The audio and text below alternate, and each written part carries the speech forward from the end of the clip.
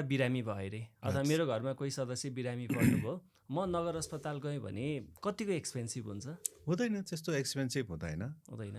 किनभने अब आधारभूत स्वास्थ्य सेवाहरू हामीले निःशुल्क प्रदान गरेको छौँ। हजुर। अलिकति थप अलिकति हामी डिफ्रेन्ट तरिकाले गएको छौँ। हामीले कम्प्लिटली यसलाई चाहिँ पेपरलेस गर्ने भनेर इलेक्ट्रोनिक मेडिकल रेकर्ड सिस्टम त्यसमा गएको छौँ। अनि हाम्रो चाहिँ नेपाल सरकारले जुन हिसाबले शुल्क प्रदान गर्नुभएको छ त्यही अनुसारको छौँ।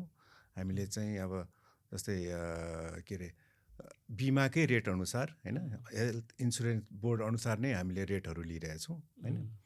अनि अब जो बिमामा आबद्ध सेवाग्राहीहरू हुनुहुन्छ, उहाँ बिमामा पर्नुभयो। अनि जो व्यक्तिहरू चाहिँ बिमामा आबद्ध हुनुहुन्न, उहाँलाई पनि यही नेपाल सरकारले स्वास्थ्य बिमा बोर्डमा जुन रेट दिएको छ त्यही अनुसारले हामीलाई अस्पताल सञ्चालन समिति र परामर्श समितिको पनि यो विभिन्न छलफल हुँदाखेरि अहिलेको लागि तत्कालीन हामीले यसैले गरिरहेछौँ।